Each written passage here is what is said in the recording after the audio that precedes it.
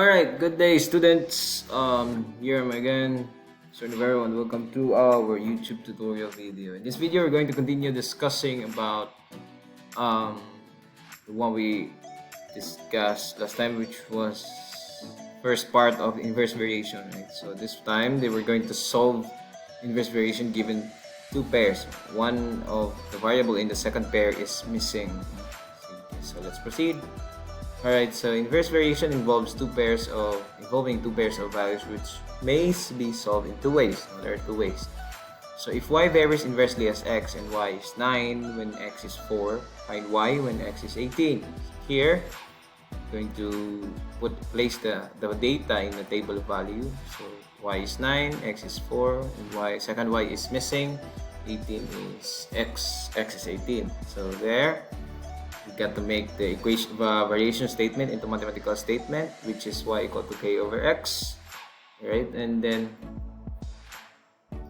we just simply substitute them. So y is 9, 4, 9 times 4, that's basically 36, right? Am I right? So you just have to cross multiply them. And or the other way around, you can solve it in this way to find k. You can just multiply them diretso. 4 times 9, which is also 36. But we're not done yet. We still have to find this one. So we got to make the equation. So just simply substitute the value of x, the value of x. In this case, substitute the value of x, not x, the k, sorry. K is 36 there. And then the equation will be y equal to 36 over x.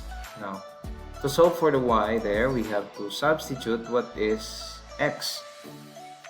So, if x is 18, then 36 divided by 18 is 2. So, that is our y, okay? But there is another way of solving this one. So, it's up to you if you like this method. If you like this one, yes, it's okay. But if you like the second one, you may use it also. Now, here, it's quite lang. Let's try to derive that one. So since k is the product, k there is the constant man na siya, tas mo na siya ang product for each pair. So 4 times 9 and 8 times something here.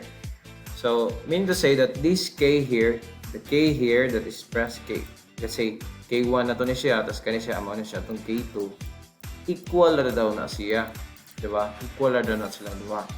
So, we can rewrite it in this form. How? Pwede na ito na suwat. Kani siyang x ug y nga una, it can be written as x sub 1 and y sub 1. So, this will be our k1. And then the second pair, this will be our k2. No? X sub 2, y sub 2. And then, since tanan k nila kay pareho raman, they're just the same. So, we can just equate them together. Therefore, we can write it in this way. X sub 1 is equal to x sub 2. X sub 1 times y sub 1 is equal to x sub 2 times y sub 2. Alright? Now, we can just simply substitute them. We can simply substitute them. X sub 1 is 4. Y sub 1 is 9. So that is just 36. Right? And then divided by 18, which is our x sub 2, which is 18. So that is still the same, which is 2. Okay? So y sub 2 is equal to 2. Just like what we had earlier. This one. Same. It's the same. It's the same. Y is equal to 2. Alright, let's continue with the other item. So here, find the value of what is being asked using both ways. So m varies inversely as n and m is equal to 8. So we're going to solve this using the two methods. First is from the medyo taas, in the second one medyo lengthy. Alright, let's try. First is we have to translate the statement. So m is equal to k over n, and then just substitute everything, and then you will come up with a constant with 24. Usually, you just have to multiply it directly when it is inverse to get the k. And k is equal to 24, and then your equation will be m is equal to 24 over n. And then in order for us to solve for m sub 2, so we just have to replace the n with 12. So m is equal to 2. So because 24 over 12 or divided by 12 is 2. Now, using the second method, we can have it in this form. So 3, 8, 12, and then this one. You can just simply equate them. That is equal to n sub 1, m1 equal to n2, m2. Just replace everything with its value. So n1, 3, m1 is 8, n2 is 12. Sorry, this is not y2 ha, this is m. Pinatay error 3. So now we have 3 times 8 is 24. Divide both sides by 12. Then we can get y sub 2 as 2. It's just the same anyway.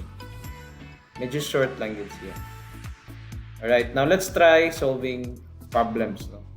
I-apply na to sa problems. Crew of 12. Again, another technical error.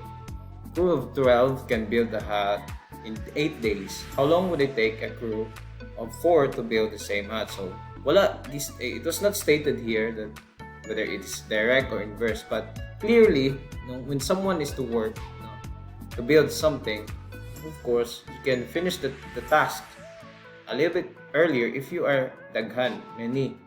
So from 12, it becomes 4. So what do you think will happen to the number of days? Of course, it will take a longer time because kamay raman sila. There's a few of them. Okay, so we can say that it is inverse. So first, we make table of values, no? So table of values. Ito ang x represents the number of you need to identify first which one is your independent and which one is your dependent variable. Of course, the number of days is the independent one. The number of crew is the independent one. It doesn't matter man kung pila ka crew. Ang mausab ra nga quantity is ang number of days, di ba? When there is a change in the number of crew, the number of days will be affected. For example, there will be 15, there will be 10, there will be no one to work. Then the number of days will change also. Mutaas, magamay, or static. Alright? Now, our independent variable will be the x and the dependent is y. Meaning the number of days is dependent on the number of crew that are working. Alright, so now we can say that the statement will be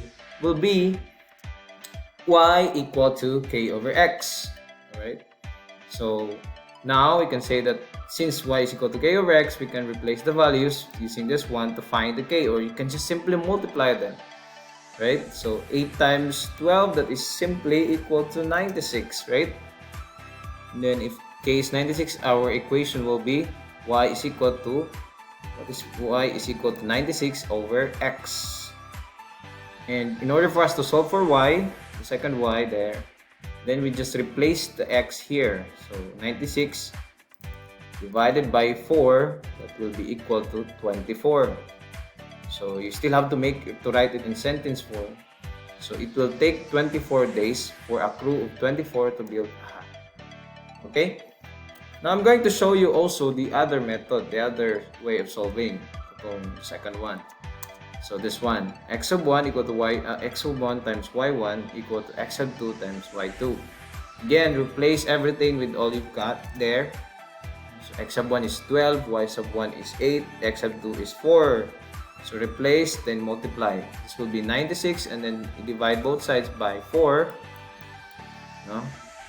So yeah, this is also equal to 24. Of course, the same raman ang problem. Okay? Sige, I hope that was clear. Yeah, statement also. It will take 24 days for a crew of 4 to build. Now let's try another problem. The number of plants N that a vendor sells varies inversely with the price P that he charges. He sells 24 plants a day when he sells them at 40 pesos.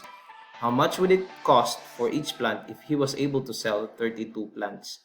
So again, gi-state dari ang inverse ang yang variation, no? It's inversely proportional. So we can say that our equation will be this one. So N is equal to K over P. So P is the price and N is the number of plants. So P here will be 40 and the Paris is 24. Then on the second pair, it's asking for the second P. So 32 ang N. So by replacing these values, we need to solve for K. So replace lang ni siya. P is 40, N is 24. Then just multiply them, then you can get 960. Alright? So if your K is 960, then your equation will be N equal to 960 over P. Check. Now we have already the equation. We can now solve for this one, P. So again, just replace N with the value given here. So we're not going to use anymore this one, ha? We're done man using. Magagamit na ta. So 32, the one. So then just do cross multiplication. That will be P is equal to 30. So if he was able to sell 32 plants, each plant would cost 30 pesos. Or in another way of solving it is in this form, right?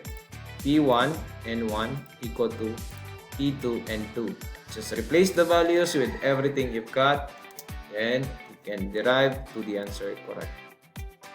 So 40 times 24, that's 960. Divide both sides by 32, then the answer will be also 30. Okay? Hope that was clear. Thank you. Good luck for the exam. Thank you and God bless.